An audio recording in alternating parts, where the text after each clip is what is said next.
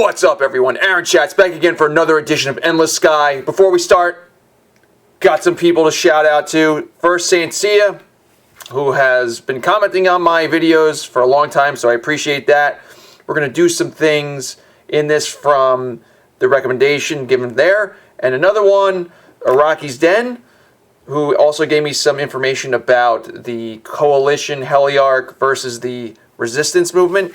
And I believe that he, or she, I'm assuming it's a he, has been contributing to the game itself. I think that's one of the content writers, so thank you for that as well. Let's get into this. All right, what I want to do, where am I? Spaceport. Oh, no. Okay, here we go. I was told also by Arachi's Den that the Resistance is actually away from the center part of the Coalition space. So this might be one of those missions. Let's see. Shortly after entering the spaceport, you observe an Arach in what you guess is a formal dress, a delicate silk wrap covering most of her body with each leg covered by its own embroidered skirt. She exclaims something loudly into a personal communication device before putting it away with a shove. Like everyone else who's momentarily been witness to this. You go look away, but the Arach has cast their gaze around, seeing you and immediately begun to approach. Our honorable human visitor, I salute, she says loudly as she closes the gap. Say, Captain, appreciate the fine arts, do you? To a culture sorry, I'm headed, but busy with work. Dearest Papa is so vacant. His reserved seat is. Oh, I get it. Accompany me, would you? I'm in. It's a simple gathering, but a collection of plays by Steve. Great. Completed by a dedicated orchestra. The Sorry is. So, man, I am pronouncing that wrong. The celebration of Arach folklore it is, which in our finest outfits us local patrons attend. It's like a very Yoda kind of thing. Streamed live for others, the show also is, but compared to live performance, it cannot. I'm in. Let's do. Oh man, it's so much more. You follow around the central portion of the city in the building, which from the outside looks like some form of auditorium. There, some Arachi in uniform are seen to the entries of the patrons of the event. A human, quite an exotic guest you brought, Lady Matlub.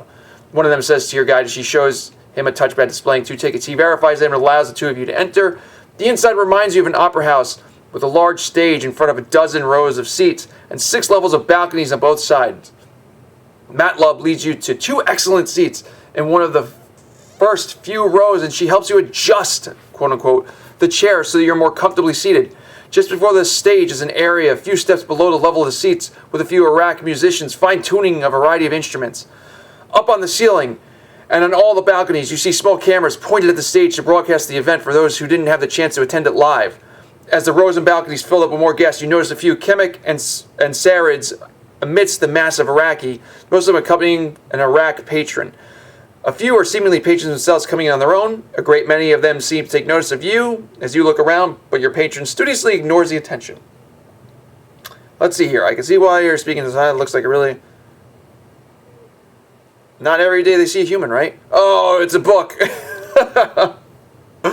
She nods. A prestigious event this is. Bring friends from all around the Coalition to watch what the patrons do. The most unique guests we've had, you are. Of course I am. I am a very unique guest.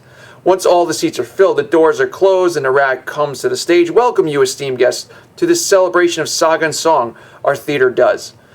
Make you wait any longer, I shall not. So for our first play, a timeless classic dear to all, I present Moonstruck.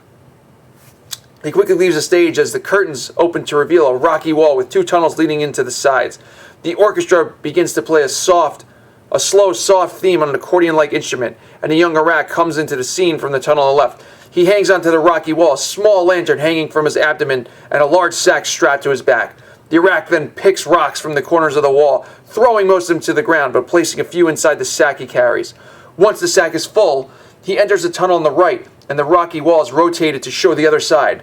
There, the young miner is shown, under the night sky, smelting the ore he collected. As he looks to the top of the stage with his back facing the audience, the accordions go quieter. A slow harp starts to play, and a full moon comes into view at the top of the background sky. Let's go down a little bit. The curtains close as the scene changes. opening again with the accordions picking up the pace. The Arach is now in a larger wall with only one tunnel above. He claws away at the rocky corners. The accordions follow his rhythm. Once he's dug out most of the ore, the wall starts shaking as if the mine were collapsing. The accordions become more erratic as he rushes for the escape tunnel. With a hectic clamor, the rock wall appears to disassemble on stage with great boulders descending gracefully from the fly tower, caving in the mine. The accordions stop, but after a long pause, they, along with the harp, slowly pick up again. The young Arach then climbs into view and pushes first one boulder away, then another, then another. This goes on until the Arach stands atop the mountain of metal carved out from the rock, reaching for the moon. As he nearly touches it, the curtains close and the music stops. The Araki and the audience rub two of their legs together as if clapping at the end of a performance. Shortly after, some get up, heading to the exit as the doors open once again. At the same time, more patrons are coming in to fill the vacant seats. Interested in only some of the plays, some patrons are, so only for those they wish to see they stay. Leave after any of the performances you may. If someplace else you must be, but remain for the rest of the show I will. Well, I guess we're staying. Oh, here we go. We're just gonna keep reading it and reading it and reading it. So the reason I want to read this too is because a lot of people put a lot of effort into the actual content of the game. And actually, someone actually said to me in one of the previous videos, like, it would be nice if I actually read most of the actual content, because watching these videos and me flying through it doesn't give them a chance to actually go through this, so that's why I'm reading this. Once everyone is seated, the same Arach from before goes to the stage again. A surprise for you tonight we have. A brand new play, an anonymous group of patrons commissioned. As a critique of one of the issues that persist in our society, oh, here we go. Here we go.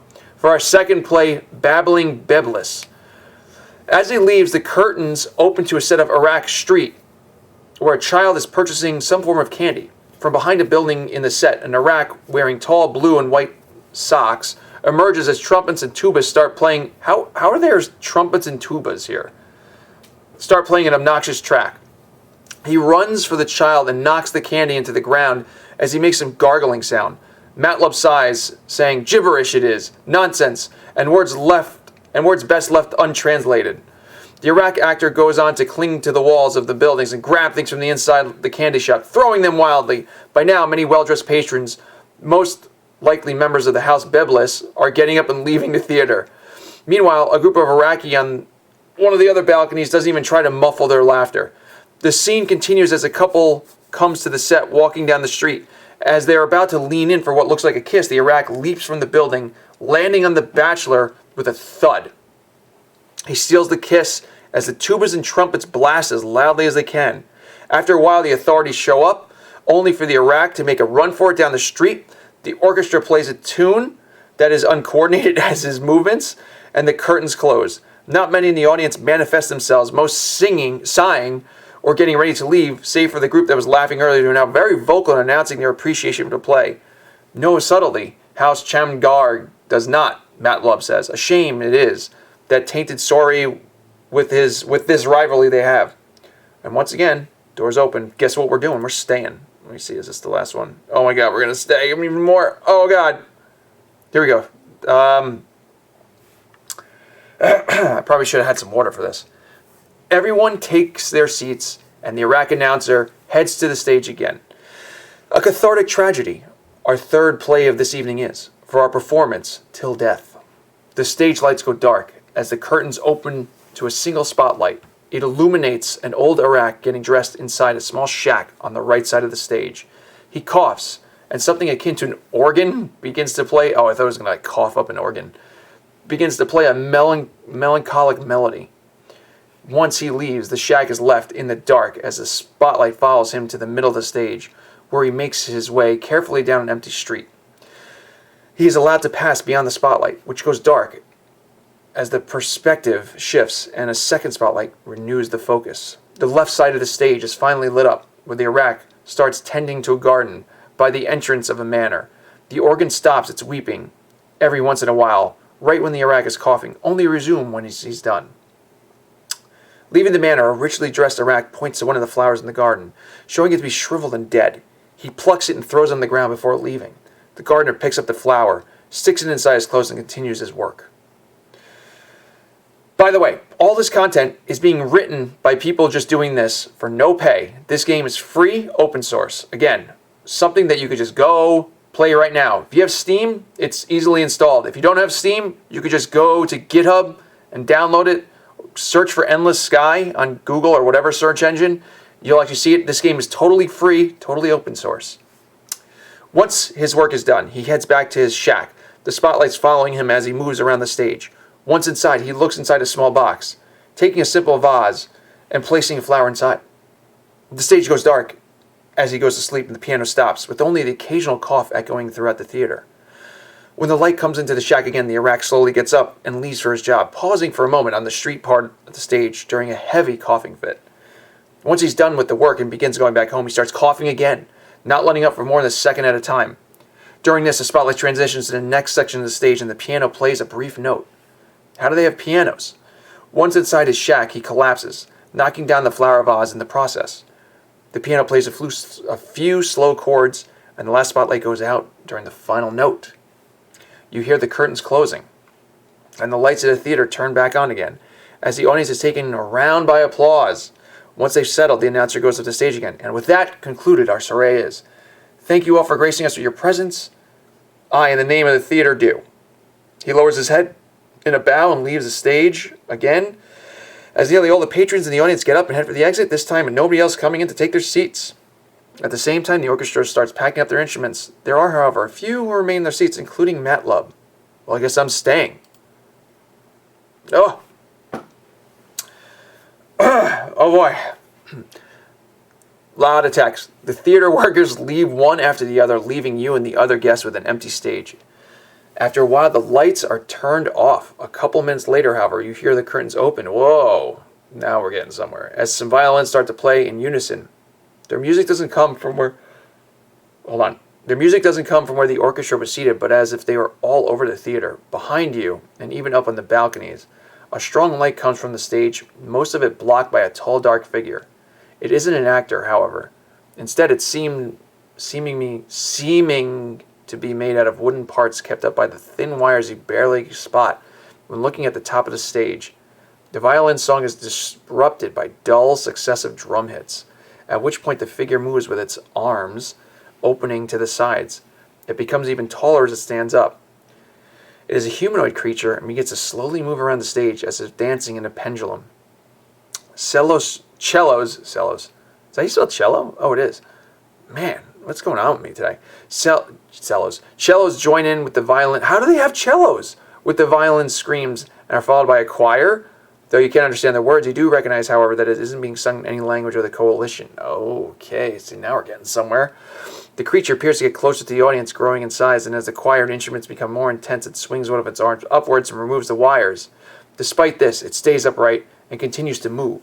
It brings both arms close and strikes its own head to form two small holes, which the background light shines through. Then it falls to its knees, with one arm reaching for the audience, as the light behind it turns off and the choir and the music subside. The lights turn back on, revealing the curtain still, but nothing on the stage. A few workers come to tidy up the place, and the remaining guests now get up to leave. Enjoyed the soiree, have you, Captain? Matt Lubb asks as she gets herself up to leave. Come now. Actually, over the show is now. What the hell was that thing? She didn't answer. And she goes straight for the exit. She's like bouncing. I follow her outside. Thank you for accompanying me. I am... Safe travels. Great. Okay, that was... that was interesting. All right. Where are we at? That's right. I have to change this stuff. So... oh, the smooth scrolling. Killing me. No. Oh, I keep going there. Got all my crew here. All right. Nothing. Okay, good. What I want to do is I want to go to a blub so we can get the outskirts, whatever thing. Gerger?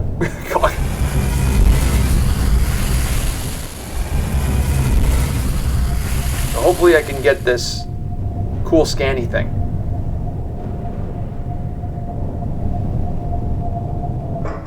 Spaceport. Okay, here we go. You notice a pair of Arachi who you assume to be spaceport workers due to their uniforms, talking while pointing to your ship. One of them is slightly shorter than you, shorter than most Arachi you've seen, while the other is a good bit taller. They approach you after they see you've noticed them. The larger of them speaks up. Excuse us, you must be captain. But in need of help, in need of your help, we are. Work at House Idris, we do. Looking over recover. Oh, here we go. Look, this is it. Looking to recover some lost property, the house is.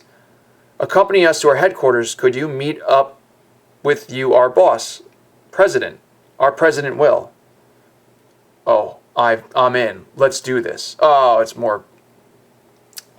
They bring you to a dead-end street not far from the spaceport, surrounded by various older buildings.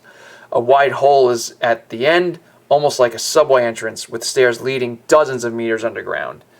You follow them down the stairs to find something similar in the customs area, where some Arach and Kemek in uniforms ready their stations once they see you three. You continue after some waiting, as the operators insist on manually inspecting every last bit of the electronic devices. Inside you see a few dozen workers at the computers, with one occasionally heading back to and taking an elevator somewhere. They seldom talk, so the only sound you can make is that of some machinery working below you. Eventually you're greeted by an Arach in some manner of a tuxedo, or at least the equivalent to one, a bluish fabric dotted with black buttons. Ah, Captain Schatz you must be. That I am. She greets you. To our corporate headquarters I welcome you. She urges you to follow her to her office, and you go along with the two Arachi who guided you there. Once you're in the office, the modest, spacious room made to accommodate the Arachi, she introduces herself. Flowpug, you may call me. Acting president of the House Idris, I am. Now, told about what we need for your services were you? Yeah, they told me you lost something. Oh, nearly 9,000 years ago, before we even formed the coalition launched a probe of sorts for a long-term experiment. That time's House Idris had. Sent to a nearby system where a habitable planet could be, it was accelerating to approximately half the speed of light. She taps somewhere on the desk with one of her legs, and a screen appears at the top showing a map of the local star systems. Recognize this one, do you? She asks, pointing to one, a system currently inhabited by humans, we believe it is. Arrive there, the probe soon... Wow! Arrive there, the probe soon should. If arrived already, it hasn't. Upon further inspection, you piece together the systems in the screen and realize the system... Oh, wow. Han, just one jump... So the hyperspace lanes are, those are the gating factors. They could still just travel anyway.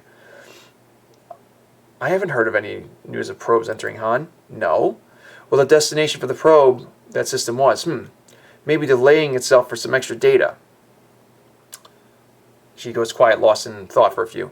Need someone to retrieve the probe we do. Designed it was with an artificial intelligence that would learn during the trip. So even if it was terribly outdated, the equipment is possibly invaluable. The data it gathered by observing starlight could be. Or simply mildly amusing, but hopefully the former we are. Here, what if I can't find it? Not too long. Minor changes in its speed the probe might have had, but delay its arrival for more than a few weeks it could not. 1 week from now, the absolute limit for the arrival is. If located immediately, you do not.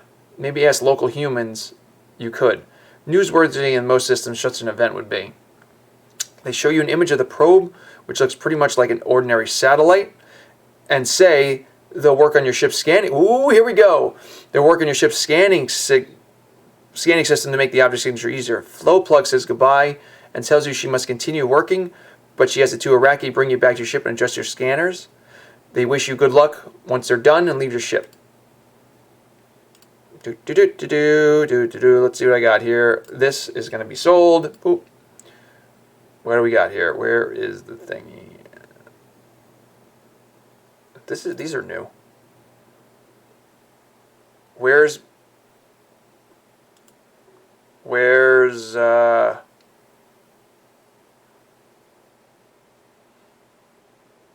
like a, how do you know that I have the thing? Do I have any space left for this? Oh, I do have space.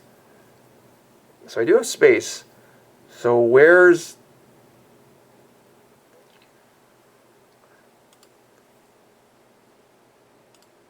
Okay, wait. Maybe I have to like leave or something? Long lost property. All right. I mean, let's just see. What do I got in here?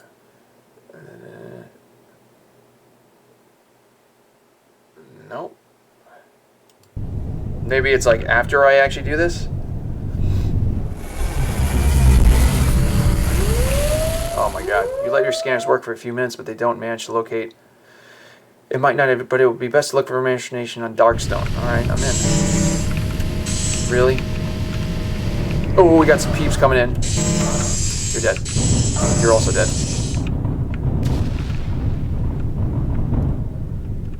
Let's go land and see what's going on here.